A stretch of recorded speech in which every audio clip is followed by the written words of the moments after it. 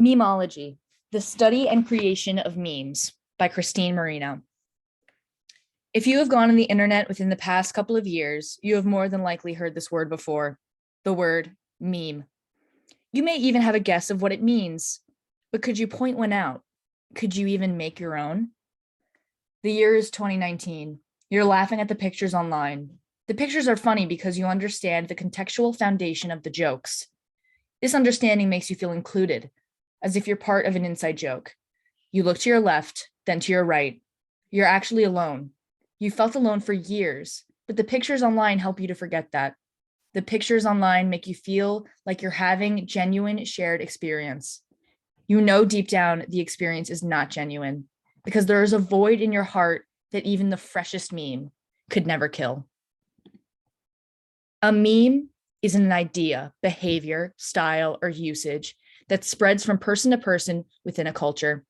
Examples could be pop culture fads and trends. The term was coined by Richard Dawkins in 1976 and is an alteration of the word mimeme, which is Greek, meaning something that is imitated. Dawkins used the word to apply evolutionary theory to the spread of ideas. He was primarily an evolutionary biologist. By studying genes, he was able to make the connection between them and ideas, believing that only the strongest would survive. One does not simply define a meme.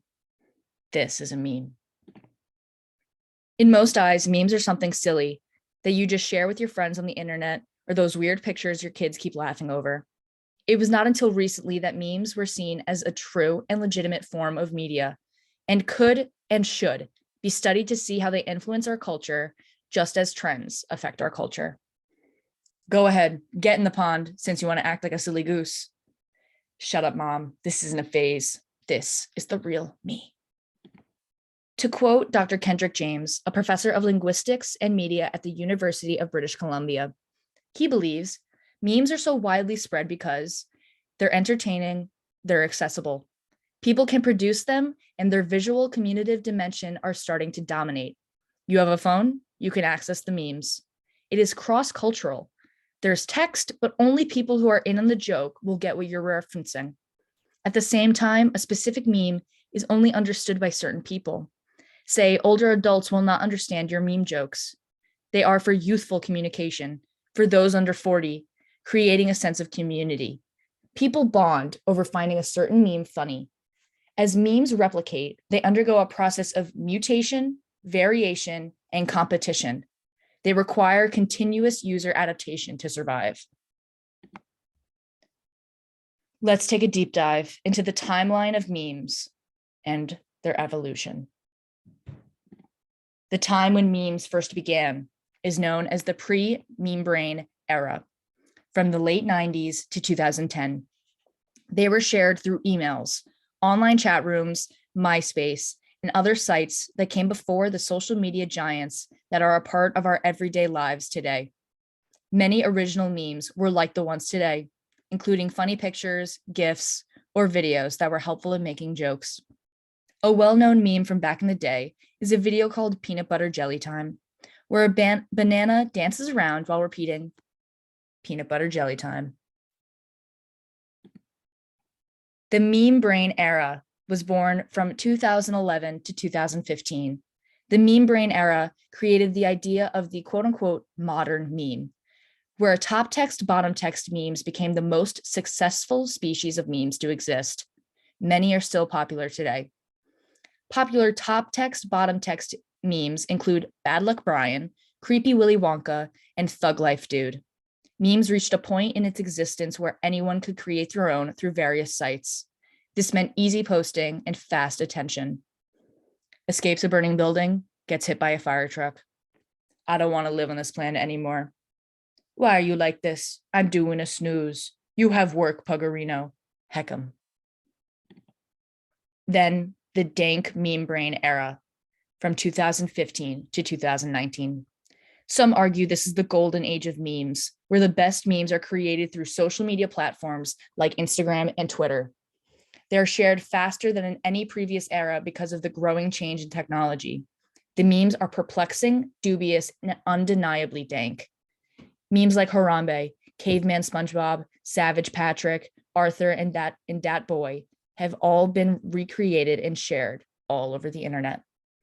Memes in 2009, went outside, graphics were shit. Memes in 2019, y'all ever find a corner and just not eating because of nausea? Nausea because of not eating. When you hear a noise at night, my strange addiction, I'm constantly vibing. I think one could argue that we might even be in a new era of memes currently.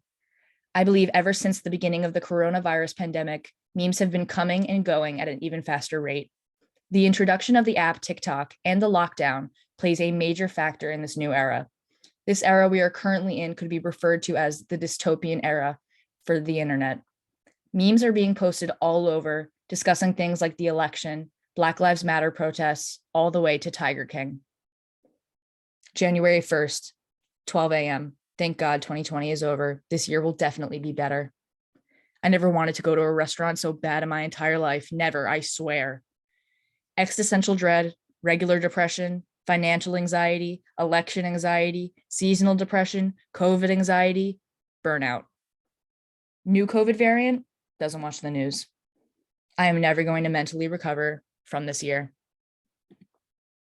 Let's narrow it down and just look at 2022, for example. Within the past month of March, social media feeds have been filled with nothing but personal posts, like selfies or family pictures, to footage of war crimes being taken place in Ukraine, to memes about Will Smith slapping Chris Rock at the Oscars. This could just say something about the people I personally follow on social media, but I bet the public would agree that their timeline is filled with similar posts. I'm literally watching thirst traps followed by footage of war crimes and then an ad for moisturizer all within 30 seconds of each other. Tell me that's not causing irreversible brain damage. We can't be friends if you don't get this. This is some shit your Dominican barber shows you and then expects you to laugh. The internet is all over the place. It can be confusing and hard to navigate. And if you are not looking at memes, you could miss the bigger picture. We live in a new age where culture and international exchange is prevalent, especially with technology closing that gap.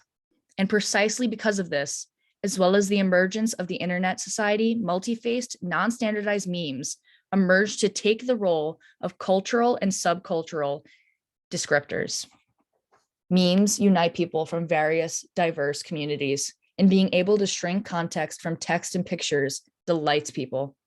Memes aren't going anywhere soon, so if you haven't joined the wave, now is the time. When my friends are going through shit and I can't do anything to make them feel better because I'm going through shit too. Memes at the beginning of the decade, memes at the end of the decade. My depression looking at me while I'm laughing at memes and not feeling sad. Fucker's always on that phone. To conclude, I would like to read this Tumblr post. The internet is an inherently haunted place if you think about it. Like it's so weird to see long abandoned discussion boards stuck in a snapshot of the past, old conversations between kids from over a decade ago who have now grown into their own lives. Obituaries taking the form of half-finished profiles and the silence that fills the gaps between. There's constant ghostly record of each generation's thoughts, fads, their sense of humor, back when the future was at their fingertips. Even stranger, people you used to know exist openly in that space, and they watch you watching them.